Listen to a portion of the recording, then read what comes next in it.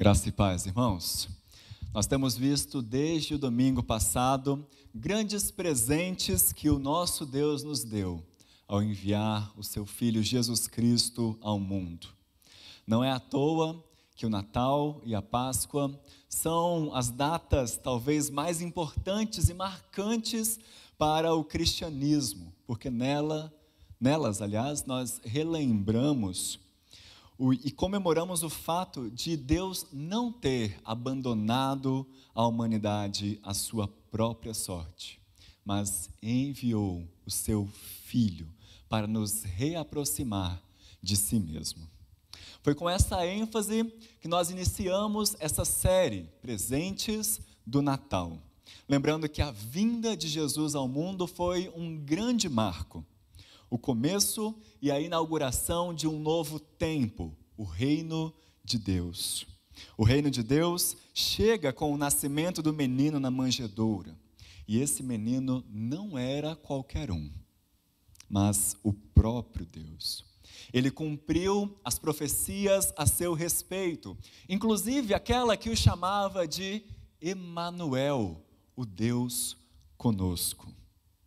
Hoje, pela manhã, nós pudemos analisar a genealogia de Jesus Cristo, lá de Mateus capítulo 1, notando como Deus derrama a sua graça sobre toda a humanidade. E agora à noite eu quero falar sobre um quarto presente que Deus nos deu ao enviar Jesus Cristo, que é uma nova aliança. Nós lemos sobre isso no início do culto, cantamos aqui sobre o fato de Jesus ter trazido seu Filho ao mundo, ter feito uma nova aliança conosco também. E para falar sobre isso, eu convido você a abrir sua Bíblia no livro de Hebreus, capítulo 8. Carta aos Hebreus, capítulo 8. Nós vamos ler todo o capítulo, composto apenas de 13 versos, na verdade, onde o autor aos Hebreus fala justamente sobre a nova aliança que Jesus Cristo veio nos trazer. Carta aos Hebreus, capítulo 8, que o Senhor nos ajude e nos oriente na meditação da sua bendita palavra. Amém?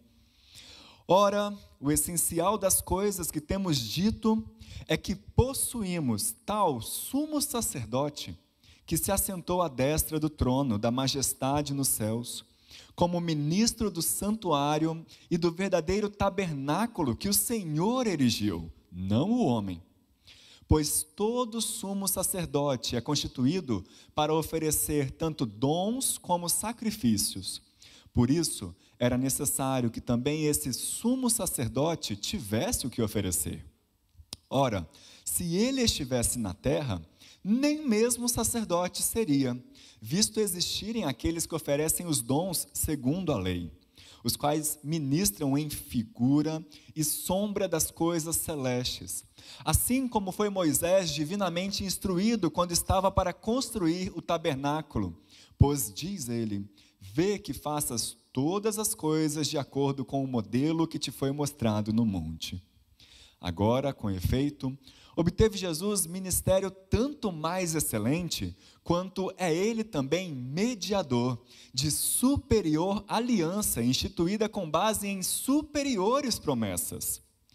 Porque se aquela primeira aliança tivesse sido sem defeito, de maneira alguma estaria sendo buscado lugar para uma segunda.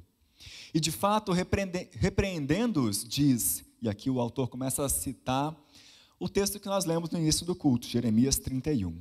Eis aí vem dias, diz o Senhor, e firmarei nova aliança com a casa de Israel e com a casa de Judá, não segundo a aliança que fiz com seus pais no dia em que os tomei pela mão para os conduzir até fora da terra do Egito.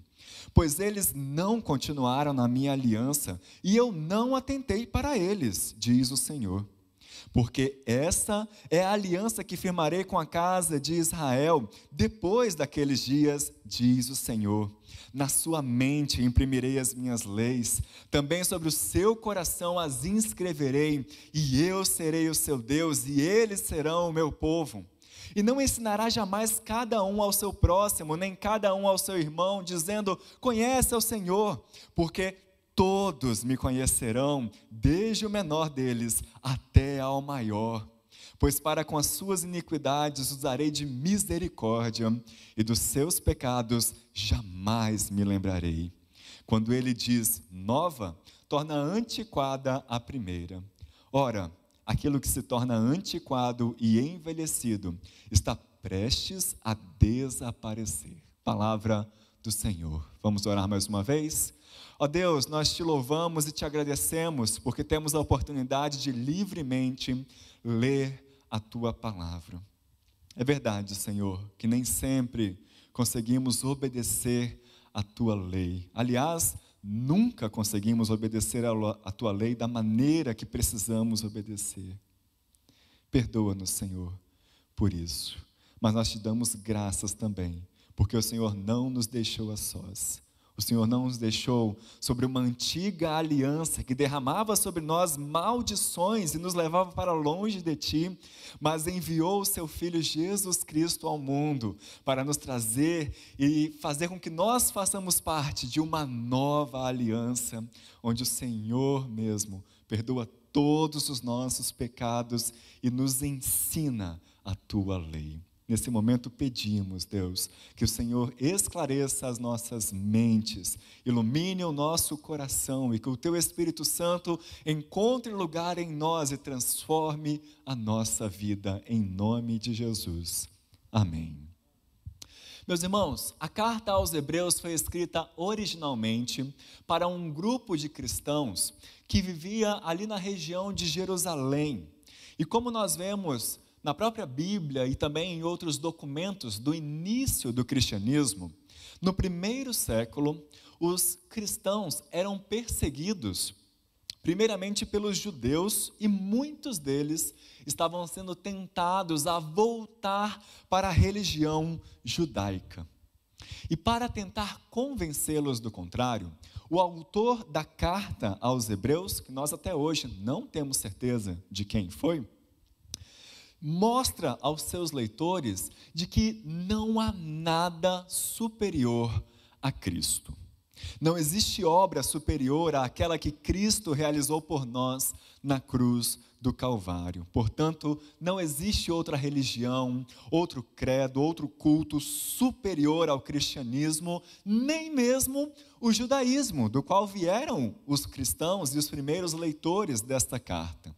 E por isso, tanto eles quanto nós, hoje, devemos estar dispostos a pagar qualquer preço para permanecermos firmes em Cristo, custe o que custar, confiantes da obra de Jesus em nosso lugar. No capítulo 8, que nós lemos aqui, o autor tem dois propósitos. O primeiro deles é resumir o que ele disse até aqui, desde o primeiro capítulo, fazendo uma comparação entre o sacerdócio de Cristo e os sacerdotes, os levitas, que apresentavam sacrifícios e os cultos no templo judaico. E o segundo objetivo aqui do autor é apresentar um novo argumento sobre a superioridade de Cristo, lembrando que Cristo não é apenas o nosso sumo sacerdote, mas também o mediador de uma nova e perfeita aliança que o próprio Deus fez conosco. Então, me acompanhem mais uma vez na exposição desse capítulo. A primeira coisa que ele faz, nos versículos 1 a 5, é resumir os pontos principais da superioridade do sacerdócio de Cristo. E como é que ele faz isso? Primeiro, nos versos 1 e 2, ele começa nos lembrando das perfeições do sacerdócio de Cristo. Veja só, ora, o essencial, o principal, o resumo das coisas que temos dito é que possuímos tal sumo sacerdote que se assentou à destra do trono da majestade nos céus, como ministro do santuário e do verdadeiro tabernáculo que o Senhor erigiu, não o homem. Se você ler a carta aos Hebreus desde o seu início, desde o primeiro capítulo, o autor nos mostra vários pontos sobre o sacerdócio de Cristo. E o ponto principal, aquilo que ele tem de mais importante a nos dizer e a nos ensinar com isso tudo, é que Cristo é o grande sumo sacerdote prometido e aguardado no Antigo Testamento. Um sumo sacerdote, como ele vai nos dizer no capítulo 7, que é perfeito, é permanente, é santo, inculpável, sem mancha, sem defeitos e sem limites. Enfim, um sumo sacerdote que serve na presença de Deus em todo o tempo por nós. E caso houvesse qualquer dúvida sobre a perfeição do sacerdócio de Cristo, o autor nos lembra nesses 2 primeiros versículos aqui, onde é que Jesus está agora? Para onde é que Jesus foi depois que ressuscitou? O que é que ele está fazendo lá? Ele nos mostra aqui, ele subiu aos céus, ele voltou para a presença do Pai para fazer o que nos prometeu, ele voltou para o seu lugar de glória, ele se assentou à direita do trono da majestade nos céus e agora serve no tabernáculo celestial, aquele que o próprio Deus erigiu. O argumento que o autor de Hebreus vai desenvolvendo ao longo da sua carta até aqui, mostra que Jesus completou uma trajetória. Então, se você for lá para o primeiro capítulo, você vai ver que ele começa falando que o Filho de Deus estava na sua glória. Ele era o perfeito resplendor da glória, a expressão exata do ser de Deus e muito superior aos anjos, ele diz no primeiro capítulo, mas no capítulo 2 a trajetória a trajetória é descendente. Jesus Cristo assume a nossa frágil humanidade, se compadece de nós para nos livrar do medo da morte. Lá no capítulo 5, o autor vai dizer que Jesus aprendeu a obediência através daquilo que sofreu. Ele chorou, ele sangrou, ele sofreu no meu lugar e no seu lugar, até passou pela morte de cruz, mas agora ele ressuscitou. E ressuscitando, ele se torna um sumo sacerdote para sempre. Então, depois da sua trajetória descendente, onde é que ele vai? Para a glória dos céus, de volta à sala do trono, à direita do Pai. Logo depois, nos versos 3 a 5, aqui de Hebreus 8, o autor nos traz uma comparação, falando sobre as limitações do sumo sacerdote terreno. Enquanto o sumo sacerdote está na terra oferecendo, entregando ofertas de sacrifícios a Deus, ele nos lembra que Jesus também teve o que oferecer ao Senhor. Ele ofereceu a si mesmo. Veja só no verso 3, pois todo sumo sacerdote é constituído para oferecer tanto dons como sacrifícios.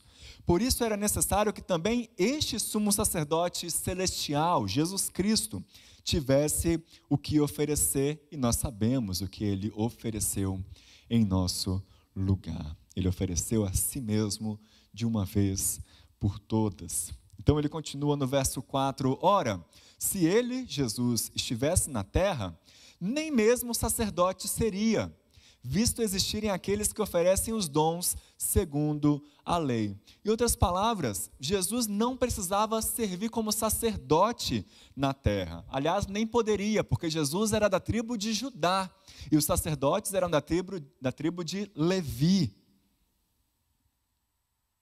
Mas isso não significa que Cristo não seja um sacerdote.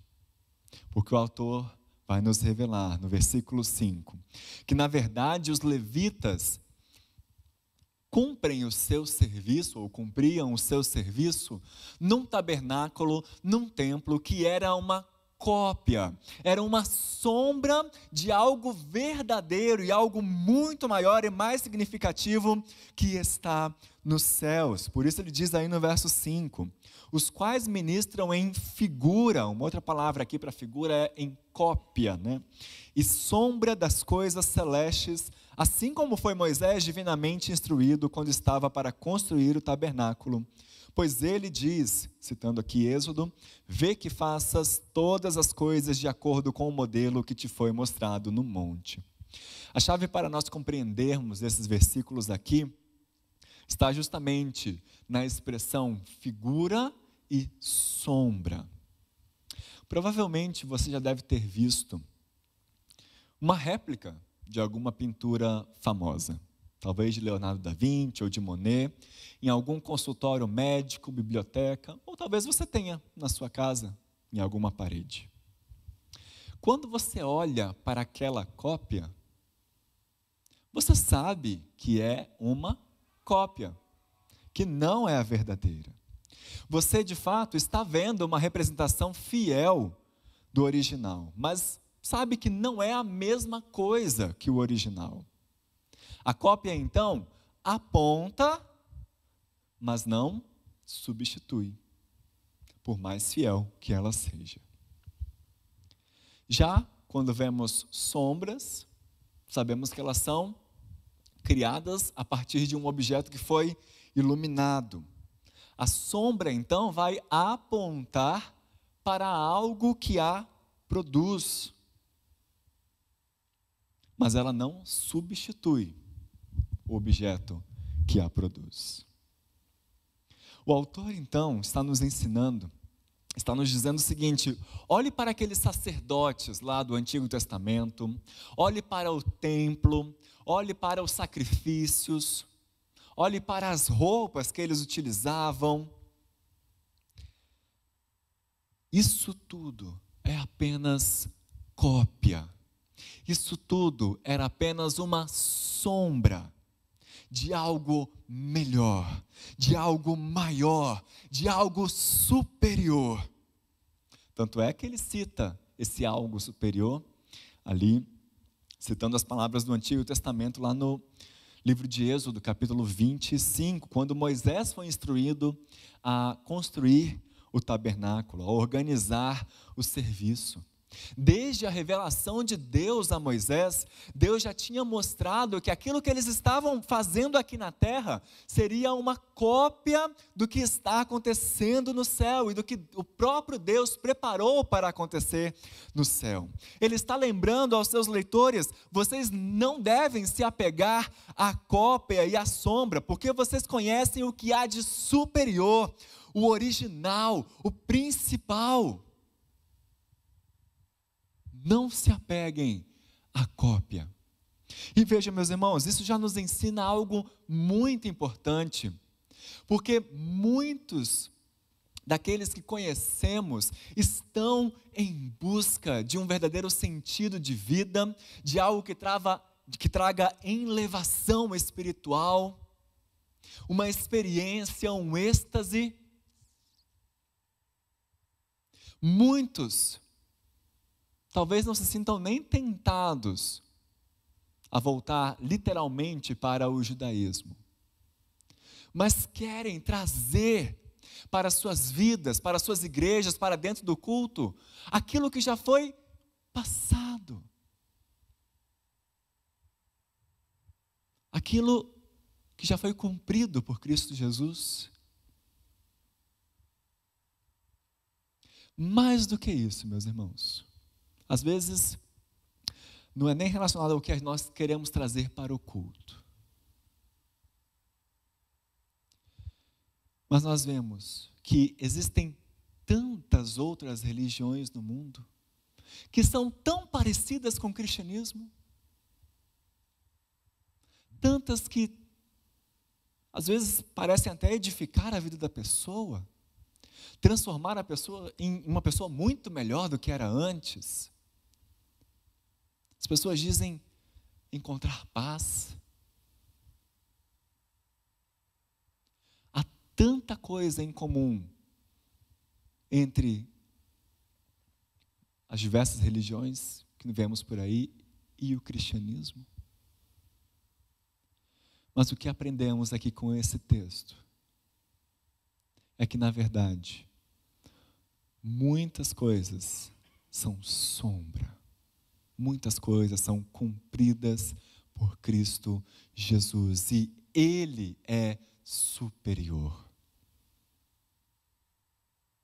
Onde está Maomé? Onde está Moisés? Onde está Buda? Onde está Jesus Cristo? Nós lemos aqui, à direita do Pai.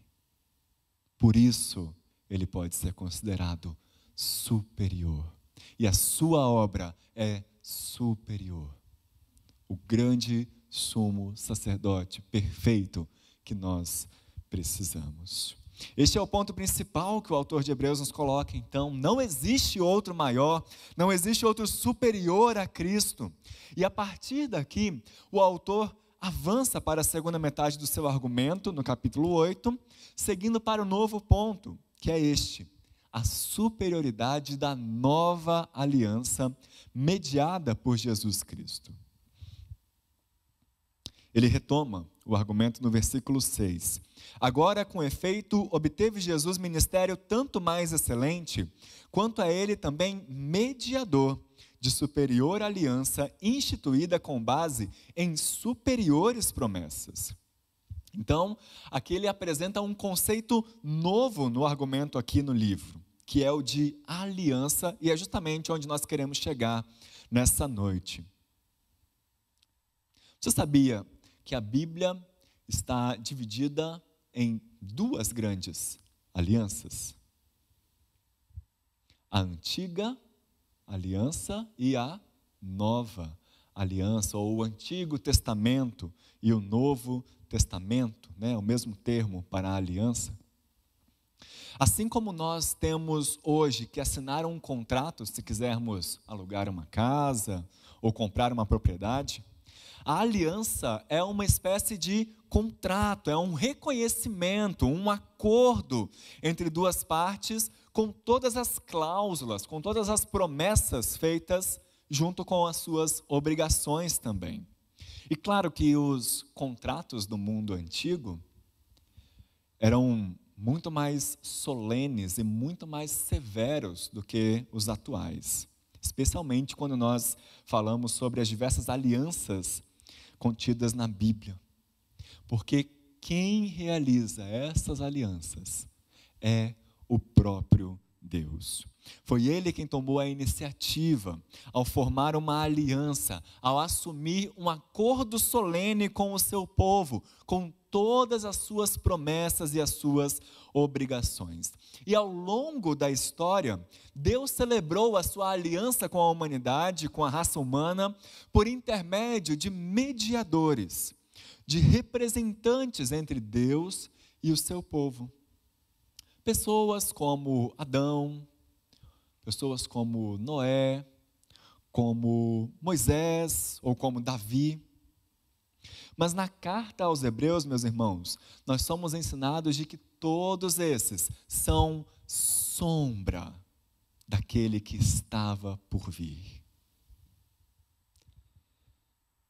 São cópia de um mediador perfeito, Cristo Jesus. Mas então, que história é essa de uma nova aliança prometida por Deus, que o autor de Hebreus nos escreve aqui a partir do versículo 7? Por que é que Deus precisa celebrar uma nova aliança? Será que Deus falhou nas suas obrigações? Será que a aliança que Ele fez não foi bem feita, não foi bem estabelecida entre Ele e o seu povo? Por que é que houve a necessidade de uma nova aliança ao longo da história? O autor responde isso no versículo 7, porque se aquela primeira aliança tivesse sido sem defeito, de maneira alguma estaria sendo buscado lugar para uma segunda, mas de fato repreendendo-os, diz.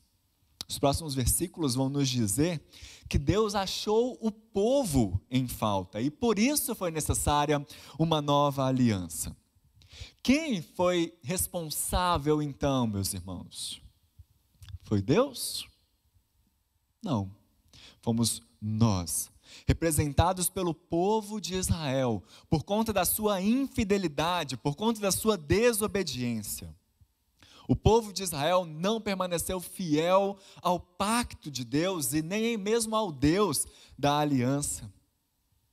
O que nós vemos na Bíblia é a grande verdade da pecaminosidade humana, porque o que Deus faz, o homem estraga. O que Deus arranja, o homem arruína. O que Deus promete e cumpre, nós descumprimos. E por isso, o autor aos Hebreus nos lembra que Deus teve de prometer uma nova aliança diferente da primeira.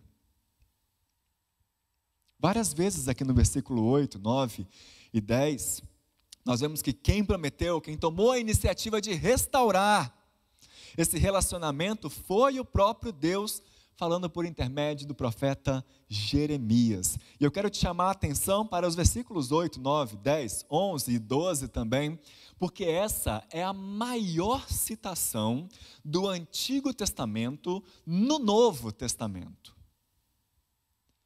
E se isso acontece, não é à toa.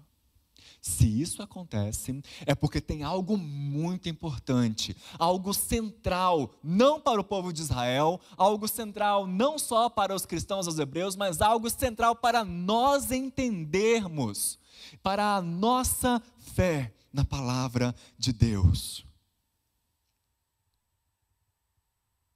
Há algo muito importante aqui, que Deus prometeu lá no passado, e que o autor viu se cumprindo naquele momento da história. Vejam, meus irmãos, quando é que Deus prometeu, Deus revelou essas palavras a Jeremias? Justamente quando o povo estava no cativeiro babilônico, sendo castigado, punido pela sua desobediência a Deus, pela sua infidelidade à aliança. Ou seja, quando não parecia mais haver esperança para o povo, quando parecia que o povo de Deus tinha esgotado a sua própria misericórdia, o amor, a bondade, a compaixão do Senhor, Deus vem ao socorro do povo e surpreende novamente. Novamente. Porque no Egito ele já havia feito isso. Ao levar o povo, estabelecer o povo na terra prometida, ele já havia feito isso. E agora, mais uma vez, no exílio, Deus vem em busca de seu povo. A razão, então, para o autor de Hebreus citar essa passagem aqui, é porque ela é a maior luz no fim do túnel da longa história de Israel. É uma luz que resplandece tão forte no Antigo Testamento que brilha até o Novo Testamento. E o autor diz que essa luz veio. Deus veio cumprir aquilo que Ele prometeu séculos atrás, e Ele veio fazer uma obra como nunca antes fez na história do seu povo. E essa obra começa justamente com o nascimento do seu filho naquela manjedoura. Começa justamente com o primeiro Natal. No versículo 9, o autor nos lembra que a nova aliança não seria igual à primeira. Seria maior, seria melhor, seria superior. Se Deus socorreu o povo de Israel de uma escravidão no Egito, e se o povo de novo estava escravo, agora em uma nova terra, a Babilônia, agora Deus vai acabar de uma vez por todas com a escravidão do seu povo e com a pior escravidão, que é a escravidão da alma, a escravidão do coração no domínio do pecado. Deus fez algo, meus irmãos, que superou todas as expectativas do povo de Israel e que supera todas as nossas expectativas. Veja aí no verso 8, de fato repreendendo-os diz: eis aí vem dias, diz o Senhor, e firmarei nova aliança com a casa de Israel e com a casa de Judá, não segundo a aliança que fiz com seus pais, no dia em que os tomei pela mão para os conduzir até fora da terra do Egito, pois eles não continuaram na minha aliança e eu não atentei para eles, diz o Senhor. Porque esta é a aliança que firmarei com a casa de Israel depois daqueles dias, diz o Senhor. Na sua mente imprimirei as minhas leis, também sobre o seu coração as inscreverei, e eu serei o seu Deus, e eles serão o meu povo, e não ensinará jamais cada um ao seu próximo, nem cada um ao seu irmão, dizendo: conhece ao Senhor, porque todos me conhecerão, desde o menor deles até ao maior, pois para com as suas iniquidades usarei de misericórdia, e dos seus pecados jamais me lembrarei. Quais são as 3 coisas que Deus prometeu a Israel por meio de Jeremias e que o autor diz que se cumpriram na história? Primeiro, Deus prometeu escrever a lei no íntimo do coração do seu povo. Lembrem-se, nenhum sacerdote podia fazer isso. Nenhum levita poderia fazer isso. O máximo que um sacerdote poderia fazer era ler a lei, estudar a lei, ensinar a lei ao povo, executar os termos da lei no tabernáculo. Mas nenhum levita poderia entrar na mente e no coração de um israelita para escrever, para cravar ali os mandamentos de Deus. Mas Deus prometeu que Ele mesmo faria isso. Não mais uma lei externa, mas uma lei interna, gravada na mente e no coração. Segunda coisa, não só a lei no íntimo, mas um conhecimento íntimo de Deus, disse Jeremias, citado aqui pelo autor aos Hebreus. Eu serei o seu Deus e eles serão o meu povo. Todos me conhecerão, desde o menor deles até ao maior. Mais uma vez, nenhum levita poderia fazer isso. O levita ia ao templo e podia cantar louvores a Deus, ensinar as leis de Deus para o povo, mas a grande tragédia de Israel é que mesmo nascendo povo e crescendo como povo de Deus, mesmo crescendo na presença de Deus, eles não conheceram ao seu Deus. Ofereceram sacrifícios de ofertas a Deus e não o conheceram de verdade. Senão, não teriam levado a vida que levaram, diz Jeremias. Deus promete aqui que se revelará ao seu povo de tal maneira que todos o conhecerão. Ninguém mais terá de ouvir do seu próximo: conhece a Deus, porque todos o conhecerão, do menor ao maior. Reconhecer que Ele é um Deus santo, justo, bondoso, fiel, amoroso, compassivo, de tal forma que Ele será Deus do seu povo e o seu povo será só dele. Em terceiro, há mais uma coisa que a nova aliança nos promete. Versículo 12. Pois para com as suas iniquidades usarei de misericórdia, e dos seus pecados jamais me lembrarei. Perdão completo e absoluto. Perfeito. Os levitas podiam oferecer sacrifícios de animais no tabernáculo. E isso poderia, como o autor de Hebreus também nos vai trazer em alguns outros versículos, Isso poderia oferecer um perdão momentâneo, circunstancial, mas não podia perdoar perfeitamente e absolutamente o povo de Israel. Então Deus vem e diz que vai fazer isso de uma vez por todas. Ele prometeu não mais lembrar-se dos pecados do seu povo. A razão pela qual Deus teve de operar uma nova aliança, que tornar obsoleta a antiga aliança, meus irmãos, está aqui. A escravidão da alma de Israel ao pecado. E ele disse: eu vou resolver isso de uma vez por todas, para que essa seja não só a nova, mas a última e a absoluta aliança entre mim e o meu povo. Como é que Deus fez isso? Quem executou essa nova aliança foi Cristo Jesus, ao vir ao mundo. Ele nos deu o maior presente, o presente de fazermos parte da nova aliança no seu sangue. Foi isso que nós pudemos celebrar aqui hoje pela manhã, através do sacramento da ceia do Senhor. Porque Deus pode perdoar todos os nossos pecados, do menor ao maior, por causa de Cristo, por causa do sangue de Cristo. Quem é que tem o poder para escrever na nossa mente, no nosso coração, as leis de Deus? É Cristo. Quem é que pode nos revelar plenamente o caráter de Deus? É Cristo.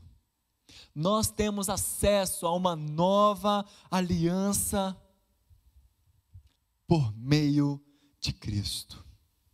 A promessa se cumpriu, meus irmãos. Deus cumpre o que prometeu por causa de Cristo. Ele é o mediador de uma nova e perfeita aliança. Nós não precisamos mais nos reportar ao Antigo Testamento, a essa velha aliança, não que elas não sejam importantes, mas porque chegou uma nova e superior aliança em Cristo Jesus.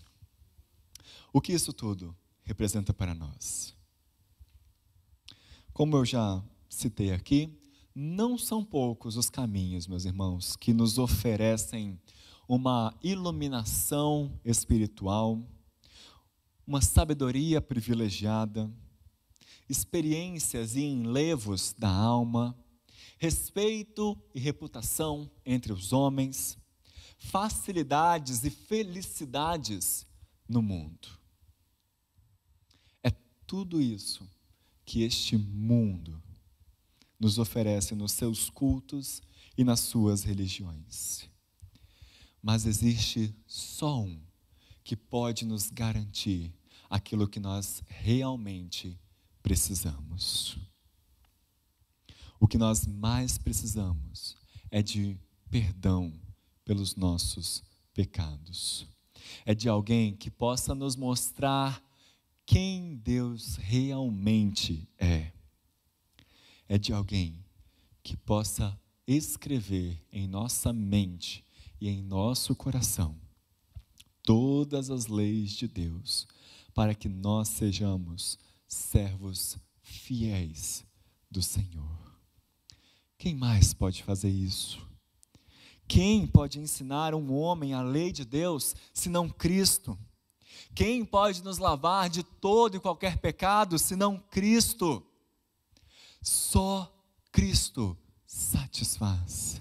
Só Ele perdoou os nossos pecados. Só Ele nos mostra o caminho para o Pai. E só Ele pode nos fazer sermos fiéis e obedientes ao Senhor por meio da sua nova aliança.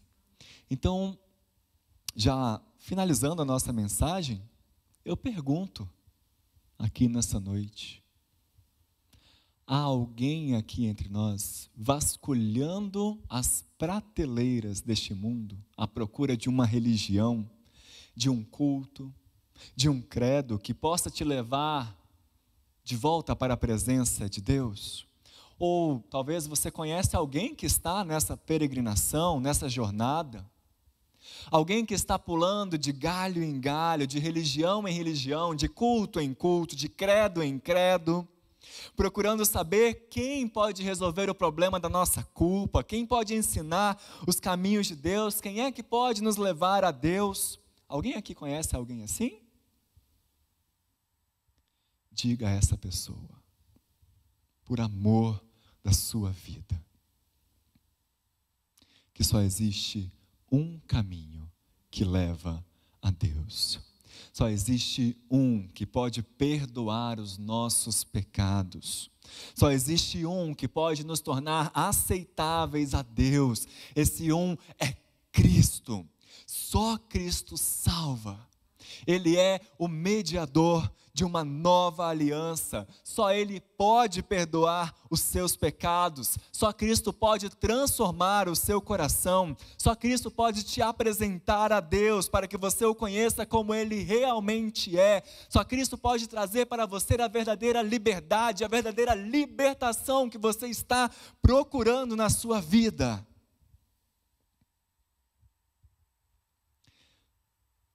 Mesmo que você já conheça a Cristo, já tenha se rendido a Ele, Ele ainda te chama, nesta noite, de novo, à presença dEle.